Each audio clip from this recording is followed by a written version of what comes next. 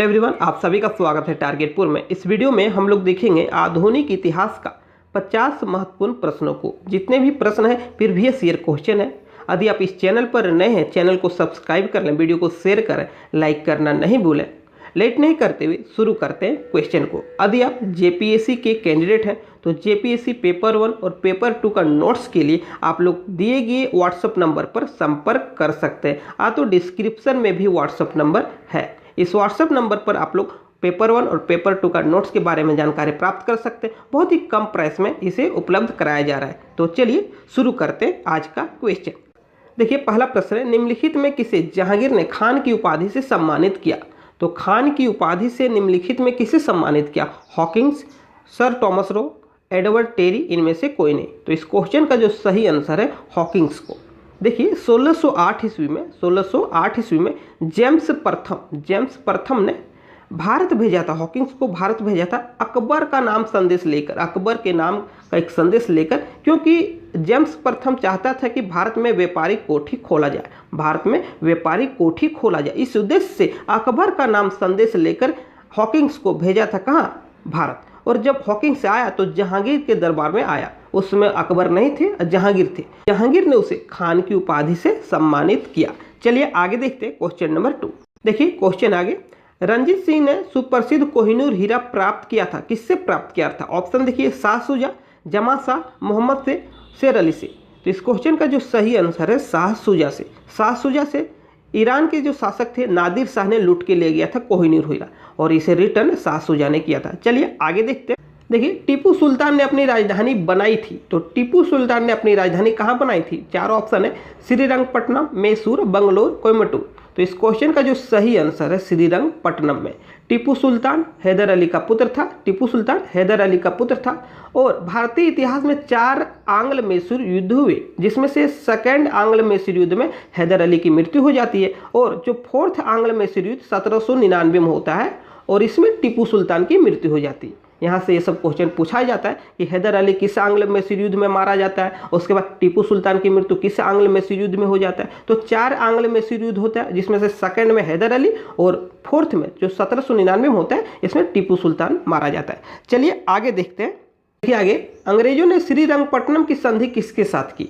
तो अंग्रेजों ने श्रीरंगपट्टनम की संधि जो टीपू सुल्तान के साथ किया था।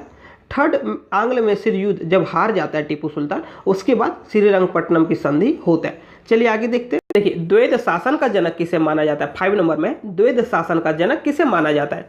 इस क्वेश्चन का सही आंसर जानने से पहले कुछ बातें हम लोग समझते हैं। देखिए, आप लोग को पता होगा, यदि नहीं पता है तो याद रखिएगा, 22 अक्टूबर 1764 को बक्सर का युद्ध होता है। बक्सर का युद्ध 22 अक्टूबर 1764 को होता है। और इस बक्सर के युद्ध में एक तरफ अंग्रेजी सेना जिसका नेतृत्व हेक्टर मुनरो ने किया था। याद रखिएगा, बक्सर की लड़ाई में अंग्रेजी सेना का नेतृत्व हेक्टर मुनरो ने किया था। और दूसरे तरफ देखिए, जो दूसरे तरफ थे 3 महायोद्धा, एक बंगाल का पूर्व नवाब मीर कासिम, दूसरा शाह आलम द्वितीय, मुगल बादशाह शाह आलम द्वितीय, और तीसरा अवध का नवाब शुजाउद्दौला थे, और एक तरफ अंग्रेज। और इस लड़ाई में, बक्सर की लड़ाई में जो तीनों महायोद्धा थे बुरी तरह से हार जाते हैं। अंग्रेज विजयी होते हैं, और इस विजय के पश्चात, और जब अंग्रेज बक्सर युद्ध जीत जाते हैं, उसके बाद 2 इलाहाबाद की संधि होती है। एक इलाहाबाद की संधि प्रथम जो होता है 12 अगस्त 1765 को किसके बीच? याद रखिएगा, देखिए, मुगल बादशाह शाह आलम द्वितीय और अंग्रेजों के बीच होता है। और इस संधि के तहत बंगाल, बिहार, ओडिशा अंग्रेजों को दे दिया जाता है। देखिए फिर से समझिए, बक्सर का युद्ध अंग्रेज जीत गया, उसके बाद 2 इलाहाबाद का संधि होता है 12 अगस्त 1765 को। प्रथम इलाहाबाद की संधि 12 अगस्त 1765। इसमें मुगल बादशाह और अंग्रेजों के बीच जो संधि होता है, इसमें से बंगाल, बिहार और ओडिशा का जो क्षेत्र है उसे अंग्रेजों को दे दिया जाता है। द्वितीय इलाहाबाद की संधि में अवध के नवाब और अंग्रेजों के बीच संधि होता है। इसमें कड़ा और इलाहाबाद को छोड़कर जितने भी क्षेत्र है उसे अवध के नवाब को वापस कर देते हैं अंग्रेज। तो यहाँ से याद रखिएगा, प्रथम इलाहाबाद की संधि अंग्रेज और मुगल के बीच, और दूसरे अवध और अंग्रेज के बीच, अवध के नवाब और अंग्रेजों के बीच। इसमें कड़ा और इलाहाबाद को छोड़कर, कड़ा और इलाहाबाद के क्षेत्र को छोड़कर जितने भी क्षेत्र है अंग्रेज अवध के नवाब को वापस कर देते हैं। देखिए अब शुरू होता है बंगाल में द्वैध शासन। 1765 में बंगाल में द्वैध शासन शुरू होता है। बहुत बार क्वेश्चन पूछा जाता है, 1765 में बंगाल में द्वैध शासन शुरू होता है। द्वैध मतलब दो लोग शासन करते हैं। एक तरफ नाम मात्र के नवाब रहते हैं, मीर जाफर के पुत्र रहते हैं नाम मात्र के नवाब, और दूसरी तरफ कंपनी शासन, कंपनी का शासन था। और मीर जाफर को जो कल्याणकारी कार्य थे, मीर जाफर को वैसे कार्य मिले जो कल्याणकारी, जैसे रोड बनाना, नहर बनाना, कुआं के खुदाई करवाना, जो कल्याणकारी कार्य थे मीर जाफर के पुत्र को मिल गया। और जो टैक्स मिलता था, जहाँ से टैक्स कर मिलता था, उसे अपने पास अंग्रेजी शासक रख लेते, अंग्रेज अपने पास रख लेते। तो इस तरह शुरू होता है बंगाल में द्वैध शासन। एक क्वेश्चन पूछता है कि द्वैध शासन किसके समय लगा था? याद रखिएगा क्लाइव के समय, लॉर्ड क्लाइव के समय यह द्वैध शासन लगाया गया था। और 1772 में, इसे भी याद रखिएगा, 1772 में वारेन हेस्टिंग के समय इसे हटा दिया जाता है। तो याद रखिएगा 1765 में लगाया जाता है क्लाइव, लगाते समय लॉर्ड क्लाइव, और हटाते समय 1772 में वारेन हेस्टिंग रहते हैं। तो चलिए आगे देखते हैं। परंतु द्वैध शासन का जनक यहाँ पूछा गया है। तो याद रखिएगा द्वैध शासन का जो जनक है सर लियोनिल कर्टिस है, सर लियोनिल कर्टिस। इस क्वेश्चन का सही आंसर हो जाएगा ऑप्शन नंबर डी। चलिए आगे देखते हैं। देखिए 6 नंबर में, अंग्रेजी भारतीय सेना में चर्बी वाले कारतूसों से चलने वाले एनफील्ड राइफल को कब शामिल किया गया था? तो एनफील्ड राइफल को कब शामिल किया गया था? इस क्वेश्चन का जो सही आंसर है, 4 ऑप्शन देख लीजिए, और इस क्वेश्चन का जो सही आंसर है दिसंबर 1856 में। कब शामिल किया गया था? दिसंबर 1856 में। चलिए आगे देखते हैं क्वेश्चन नंबर 7। 1857 के विद्रोह के समय, 1857 के विद्रोह को किस उर्दू कवि ने देखा था? तो किस उर्दू कवि ने देखा? तो मीर गालिब ने देखा था। किसने देखा था? मीर गालिब ने। चलिए आगे देखते हैं। अवध के एक्का आंदोलन का उद्देश्य क्या था? तो अवध के एक्का आंदोलन का जो उद्देश्य था, लगान का नगद में परिवर्तन, लगान का नगद में परिवर्तन। चलिए आगे देखते हैं क्वेश्चन नंबर 9। लॉर्ड वेलेजली, देखिए लॉर्ड वेलेजली की सहायक संधि को स्वीकार करने वाला पहला मराठा सरदार कौन था? याद रखिएगा सहायक संधि किसने लाया था? लॉर्ड वेलेजली ने। और इसे स्वीकार करने वाला पहला मराठा सरदार कौन था? पेशवा बाजीराव टू। याद रखिएगा पेशवा बाजीराव टू। चलिए देखते हैं 10 नंबर। बंगाल प्रेसिडेंसी एसोसिएशन की स्थापना किसने की? केटी टेलंग, डब्ल्यू.सी. बनर्जी, तेवजी, इनमें से सभी। तो इस क्वेश्चन का सही आंसर है इनमें से सभी। इस क्वेश्चन का सही आंसर है इनमें से सभी। चलिए आगे देखते हैं। भारत संघ की स्थापना किसने किया? भारत संघ की स्थापना किसने किया? दादा भाई नौरोजी, बाल गंगाधर तिलक, और 2 ऑप्शन है एओ होमी और सुरेंद्रनाथ बनर्जी। तो इस क्वेश्चन का सही आंसर है, देखिए भारत संघ की स्थापना 11 नंबर में 1876 को हुआ था। याद रखिएगा 1876 को हुआ था, और सुरेंद्रनाथ बनर्जी के नेतृत्व में, सुरेंद्रनाथ बनर्जी के नेतृत्व में। चलिए आगे देखते हैं। देखिए भारतीय राष्ट्रीय कांग्रेस से पूर्व सबसे प्रमुख संस्था थी, जब कांग्रेस नहीं बना था उससे पूर्व कौन सी संस्था जो प्रमुख थी? 4 ऑप्शन देखिए। Bengal British India Society, East India Association, अंग Bengal Association, Indian Association of Kolkata. तो इस क्वेश्चन का जो सही आंसर है option number D, option number D. इसकी स्थापना 1876 में किया गया था, इसकी स्थापना 1876 में किया गया था। चलिए आगे देखते हैं। देखिए सुरेंद्रनाथ बनर्जी को किस वर्ष भारतीय सिविल सर्विसेज से हटाया गया? तो सुरेंद्रनाथ बनर्जी को 1874 में हटाया गया था।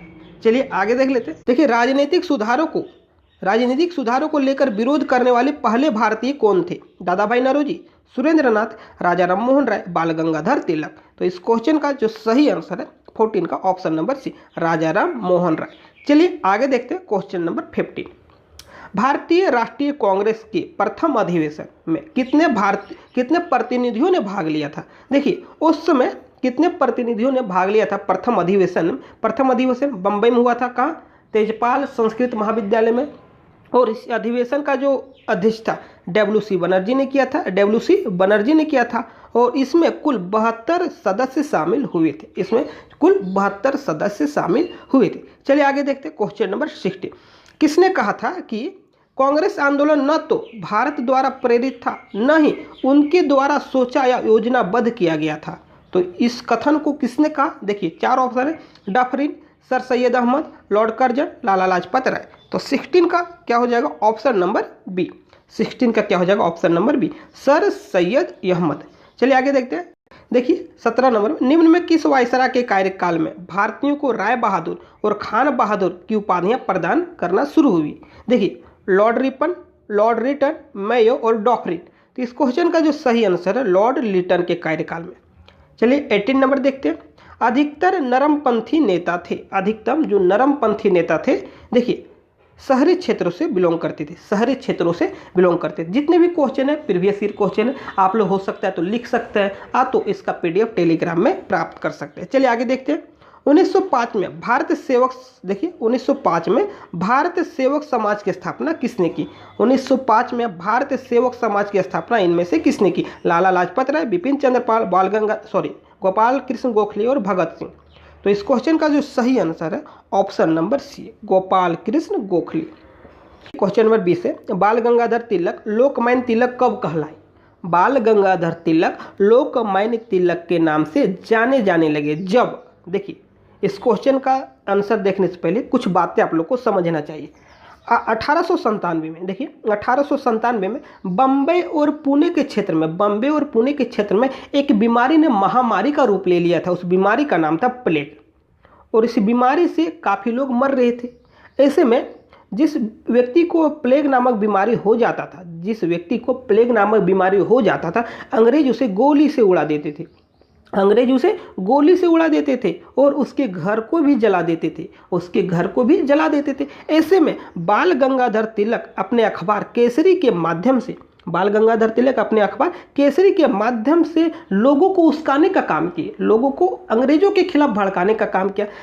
और इसी के प्रभाव से देखिए रैंड, उस समय के अंग्रेज अधिकारी थे रैंड, इसका मर्डर कर देता है, लोगों ने इसका मर्डर कर देता है। और इसी के मर्डर के केस में बाल गंगाधर तिलक को 18 महीने की सज़ा हो जाता है, 18 माह का सज़ा हो जाता है। और उसके बाद जब जेल से वापस निकलते हैं तो उसे लोकमान्य तिलक के नाम से जाना जाता है। जब जेल से वापस निकलते हैं तो उन्हें लोकमान्य तिलक के नाम से जाना जाता है। चलिए आगे देखते हैं।